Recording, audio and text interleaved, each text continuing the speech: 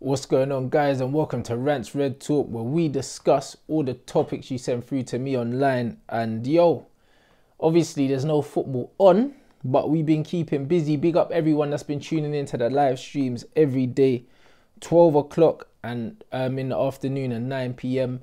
Man's been streaming twice a day, and I'm gonna do that as much as I can every day, providing I ain't got nothing on, which I doubt, because we're all quarantined, we're all up in the yard.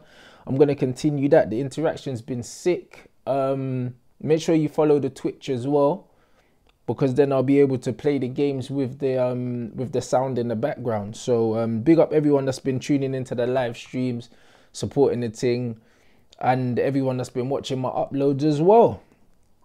But yeah, let's get into your Rants Red Talk for this week.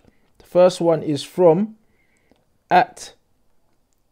@Munaj Awake or Muna J Awake. Why do you think people keep saying Pogba and Bruno can't be in the same team? That's a weak mentality. The reason why people are saying that is because a lot of Manchester United fans are so used to mediocrity now that they can't even remember what it feels like to be good. Like, they can't remember. That's why their levels of expectations have dropped. Mourinho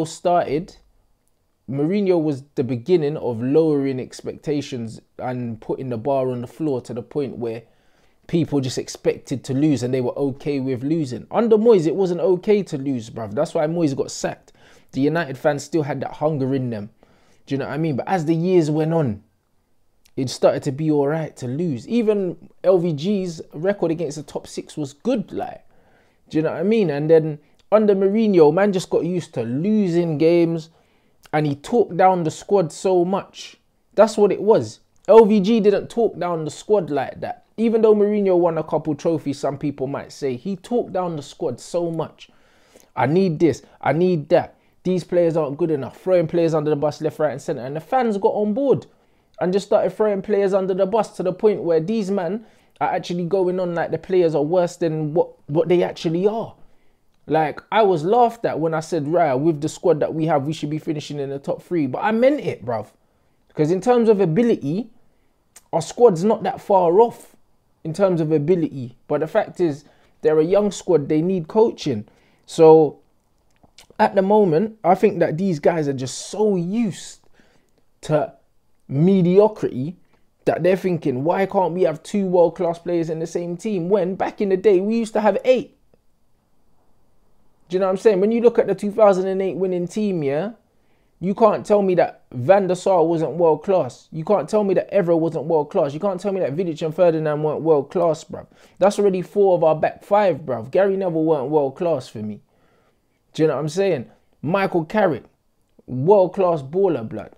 Do you know what I mean? When you look at Paul Scholes, world class baller. These men are world class, fam. You can't tell me Ryan Giggs wasn't world-class in his time, because he was. Even though Ryan Giggs was past his best at that time, he was a world-class player in his prime. Do you know what I mean? Rooney had world-class years. I don't think he had many world-class years, but he had 2 or 3 years where I say, yo, this guy is playing at a world-class level. Tevez was world-class, for sure. Do you know what I mean? Like, Ronaldo was world-class, for sure. Like, man had bare world-class ballers in a team, bruv. And even when you look at Keane, Scholes, Beckham, Giggs, bruv, them 4, even before that, all 4 of them, man, were world-class in their prime. Maybe not all at the same time, but in their prime years, they were world-class players. So Manchester United have had a multiple of world-class players. Now, all of a sudden, we've got 2 world-class players in midfield, and it's too much. Why? Because man's expectations are in the fucking gutter. And that is why, when people like me come out and I say, you know what, Ollie's not good enough, this ain't good enough, that's because I'm thinking about world-class Manchester United, elite Manchester United. Enough of these guys are just happy to just be like, oh yeah, we'll go and support the boys every week, and oh, like, no matter what happens, like, we're behind them. Bruv, what kind of mentality? That's a loser mentality, fam. The mentality needs to be, we need to get back to where we need to get back to. And the only way to do that is to have a top manager and top players. And Bruno and Pogba are top players, so we need them both in the team. It's not who replaces Bruno, who replaces Pogba, or Bruno must have come in to replace Pogba. Why should he come in to replace a world-class player? Why not you bring in a world-class player to play with a world-class player? Man didn't say, oh, we've got Neymar now. Like, or we didn't say, oh, we're going to bring in Mbappe to replace Neymar. Man brought in Mbappe to play with Neymar, fam. That's what big clubs do. Big clubs do that, fam. But Man United are talking about fucking one for the other. Drop me out, bruv. The bar's on the floor. Certain fans need to take a good hard look at themselves, yeah, and remember who the fuck we are, bruv. Like, that's what needs to go on, bruv. Excuse my language as well. They need to remember who we are.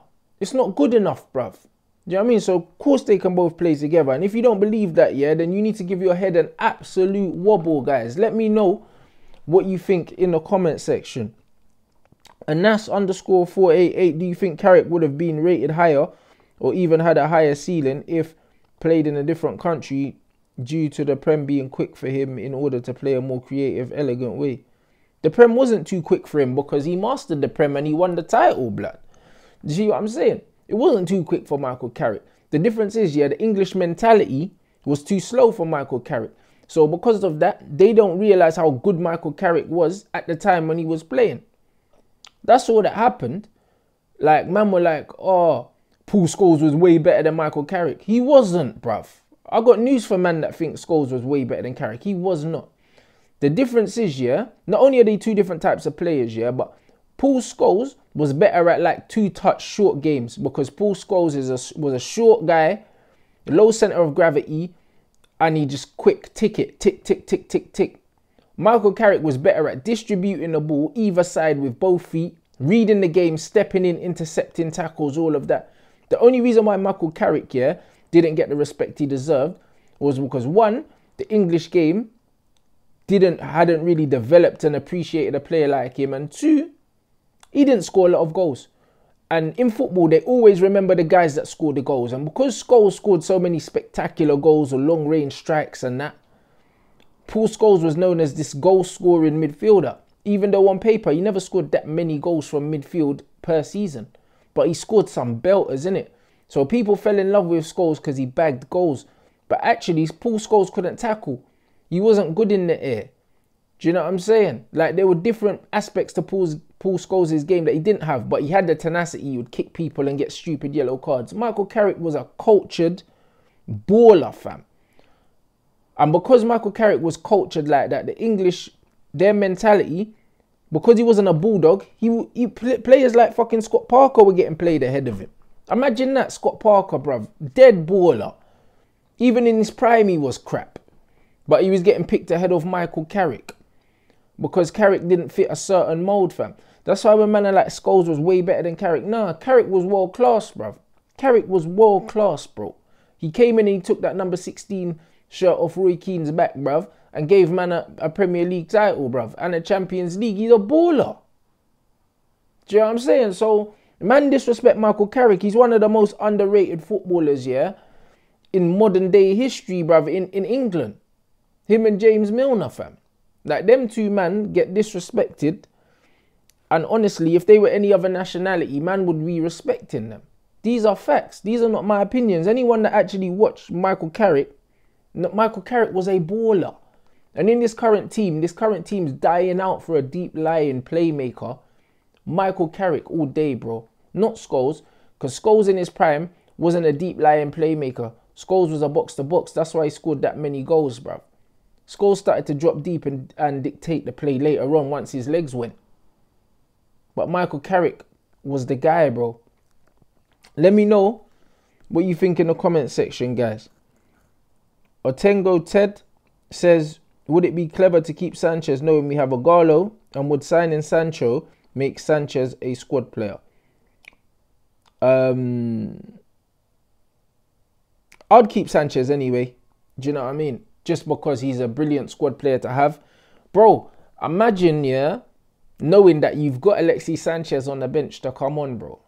Like, we're Manchester United. You need that kind of quality in your squad, innit?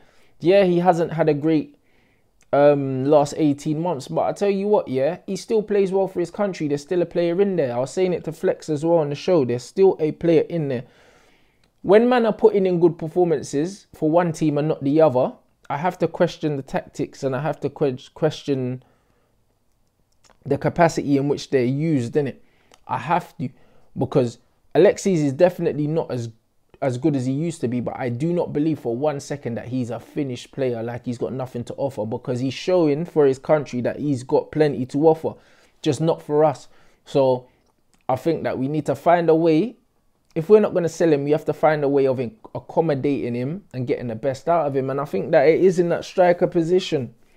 You know what I mean? So I think that Alexis, I think there's a player in there, to be completely honest. And even if we've got a Garlo, then I'll still keep Alexis. And if Sancho comes in, they don't play in the same position. So either way, Alexis weren't starting on that right-hand side. So I don't think Sancho coming in makes any difference to Alexis Sanchez, other than the fact is it would be ideal to get rid of Sanchez's wages, yeah, to give Sancho money. That's it. Other than that, I don't think that any of those should affect the fact that Alexis Sanchez would be a good squad player, someone to have in the squad, because there's a lot of games to be played in the season, guys. Let me know what you think about Alexis Sanchez. Are you done with him? Are you prepared to give him a second chance? Do you think he's a finished footballer, or do you think there's still some miles left in the tank? At N Sinibo, what are the things that you've been proven wrong regarding United, especially since last year? I don't know, bruv. I do not know, if I'm honest. Like, because all the stuff that I've said, I stand by. Like I said, Scott McTominay, yeah, is the only player that I completely wrote off, yeah, and said he's got nothing about him, he's crap, yeah. And he's proven to me that he does have something about him. Like, he's good enough to be a Manchester United player. He's not good enough to be a starter, but he's not good enough to be a Man United player. Whereas at the time, I thought McTominay wasn't even good enough to be at the club, because he was playing with Fellaini and Matic, and Mourinho was making him look bad, if I'm honest. So once Mourinho left, like, Scott has shown that he's got the mentality. Also, like, he's got enough ability to be at Manchester United, albeit as a squad player, because I don't think he's good enough to be a starter. Other than that, Rashford, I said he couldn't play up front. I got proved right in that. He got moved out to the left, and he was having one of his best seasons on paper. What else did I say? Dan James, I don't think Dan James is good enough. I still don't think he's good enough, so nothing's changed there. What else am I thinking? Who else have I been critical of? Luke Shaw, I still don't think he's good enough going forward as a left back. Defensively, it's never really been in question. We always know that his positioning is decent. His recovery is good. His defensive anticipation is good. However, as a modern day fullback, he either has to be a 9 out of 10 or a 9.5 out of 10 defensively like Wan-Bissaka, which he's not. Or he needs to give me 8, 9 out of 10 going forward, which he doesn't give me. So Luke Shaw probably gives me 8 defensively and probably gives me 5 going forward.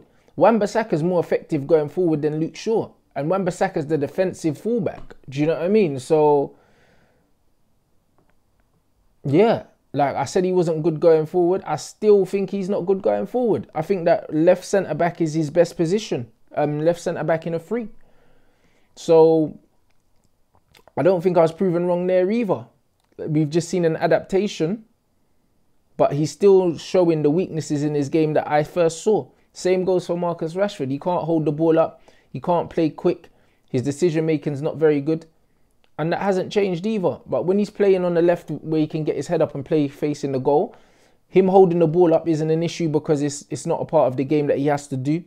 His decision-making, again, like he cuts in and shoots a lot, and a lot of times it doesn't go in. But because it had been going in for a little spell, people would overlook the times when he would mess up. And so would I. I'm guilty of that. Do you know what I mean? But the facts are, I haven't seen me say, right, this player's got this, and then they don't have it, bruv. Like, I haven't seen that.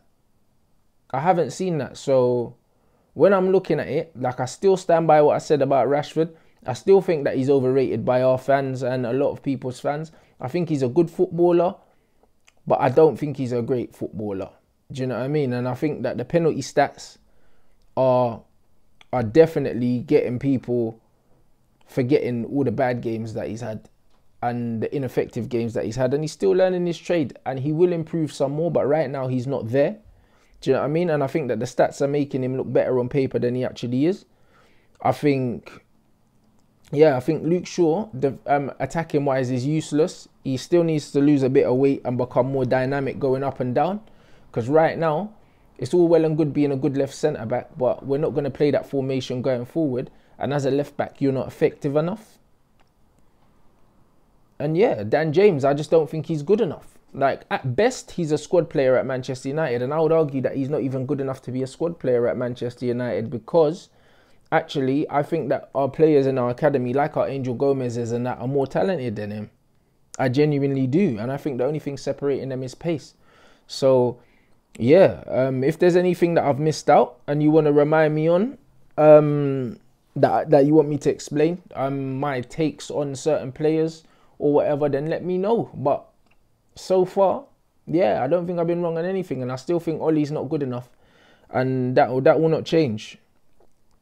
And last but not least, it says Euro963 bare numbers. Do you think that Dalot has a future at Manchester United, since Wan-Bissaka is incredible?